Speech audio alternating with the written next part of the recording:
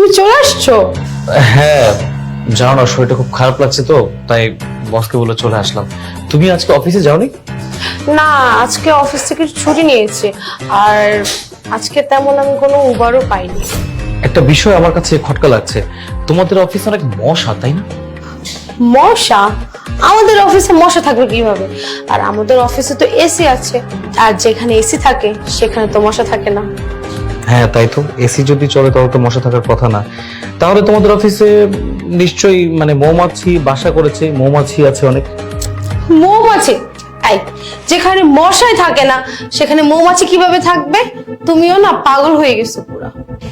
হ্যাঁ তাও কথা, আমি শিওর খুব কড়া করে মিষ্টি করে চা বানিয়েছো, চা পড়েছিল, ওখানে পিঁপড়া এসেছিল, রাইট? পিঁপড়া? এই, অফিসের মধ্যে পিঁপড়া কিভাবে থাকবে যেখানে মশা মৌমাছি কিছু থাকে না? পিঁপড়া কোথা থেকে আসে? এই, তুমি কি পাগল হয়ে গেছো? কি সব উল্টা পাল্টা আবল তাবল কথা জিজ্ঞাসা করছো? ও, তাহলে তোমার কোমরে যে কামড়ের দাগ এটা কিসের? আমার কোমরের পিছনে কামড়ের দাগ? কি বলতেছো উল্টা পাল্টা কথা? এই শোনো, তোমার না মাথা খারাপ হয়ে গেছে, আমি চলে যাই। দাঁড়াও, শোনো, এটা মশাও না, মাছিও না, আর মৌমাছিও না, এটা মানুষের কামড়ের দাগ। তোমার কোমরে মানুষ কামড় দিয়েছে? বাহ, সে মানুষটা কে শুনি?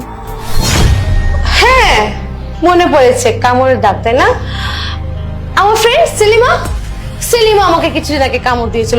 আসলে ওর না একটা সমস্যা আছে, যাকে দেখে তাকে কামড় দিয়ে দেয়, আর অনেক মাঝে মধ্যে কেমন যেন হয়ে যায়। ওই আমাকে কামড়টা দিয়েছিল। হয়তো ওই কামড়ের দাগটাই তুমি দেখেছো। না, এটা সেলিমার দাঁতের কামড়ের দাগ না, এটা সেলিমের দাঁতের কামড়ের দাগ, যে তোমার অফিসের বস। কি বলছো? আমার বস আমাকে কেন কামড় দিতে যাবে? শোনো, তোমার না মাথা নষ্ট হয়ে গেছে। হেই! বুঝতে বলেছে মানে? নাটক করছি তোর সাথে আমি? হ্যাঁ, মিথ্যে কথা বলছিস আমার সাথে? আমার বাসার কাজের ছেলে আমাকে সব কথাই বলে দিয়েছে। আমার টিম গঠন হয়ে গেছে, এবার আমি মাঠে খেলতে নামবো। স্যার, এই যে আপনি যে টিম গঠন করছেন ওই দিকটা তো আপনার বউ টিম গঠন করে আলাইছে, মাঠ কাঁপাইতাছে। এই তুই কি জাদা বলছিস? তোর মাথা ঠিক আছে? তুই কার নামে কি বলছিস? না স্যার, আমি সত্যি কইতাছি।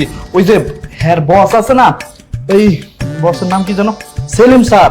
সেলিম স্যারে না ম্যাডামরে ফোন দিতেছিল, আমি পাশে বসে শুনছি, কইতাছিল তোমার পিঠে এত জোর একটা কামড় দিলাম, শোনা তুমি কি ব্যথা পাইছো?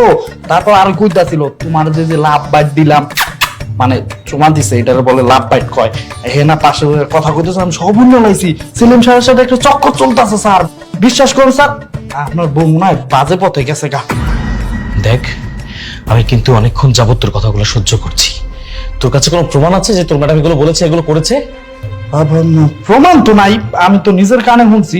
যদি প্রমাণ লাগে আজকে এক কাজ করেন, আপনি অফিসে যাইবেন না, আপনি ওই যে গেটের বাইরে অপেক্ষা করবেন, দেখবেন যখন গেটটা খুলবেন একলা একলাই প্রমাণ হয়ে যাইব, তখনই আপনি বুঝবেন না আমি সত্যি কইতাছি না মিথ্যা কইতাছি। ঠিক আছে, তুই যা বলবি আমি তোর কথা মতো চলবো, তোর কথা আমি শুনবো। যদি এই কথা মিথ্যে হয় তোকে কিন্তু আমি বাইরে থেকে বের করে দিব। শুধু বাইর না, আপনি আমার হোগা লাত্তি দিয়ে বাইর করে দেন, কোনো সমস্যা নাই।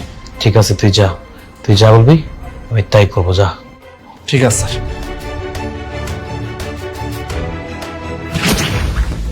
তুই জানিস আমি তখন বিশ্বাস করিনি, তার কারণে আজকে আমি এতক্ষণ যাবত বাইরে দাঁড়িয়েছিলাম, আমি নিজের চোখে দেখার জন্য। ও আমাকে বলেছিল আমি প্রমাণ করে দিব স্যার, আর তো প্রমাণ হয়েই গেল। বাহ, চমৎকার। আমি তোকে সুখ দিতে পারিনি, তাই না? তোর বসের সাথে সব করতে হলো। কি দিয়েছে তোর বস? টাকা দিয়েছে? স্যালারি বাড়িয়ে দিয়েছে? তো তুমি আমাকে ভুল বুঝতেছো। বিশ্বাস করো, আসলে তেমন কিছু না।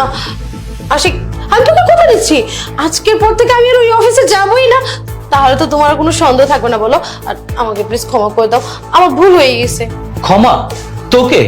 তুই যদি আমার মানি ব্যাগ থেকে 5,000 টাকা নিয়ে যেতি আমি তোকে ক্ষমা করে দিতাম। তুই যদি আমার ব্যাংক থেকে 1 লক্ষ টাকা নিয়ে যেতি আমি তোকে ক্ষমা করে দিতাম। কিন্তু তুই কি করেছিস? তুই নিজের দেহকে অন্যের। আমি তোর সাথে সংসার করতে পারবো না, আমি তোকে ডিভোর্স দিব। বেরো, বেরো।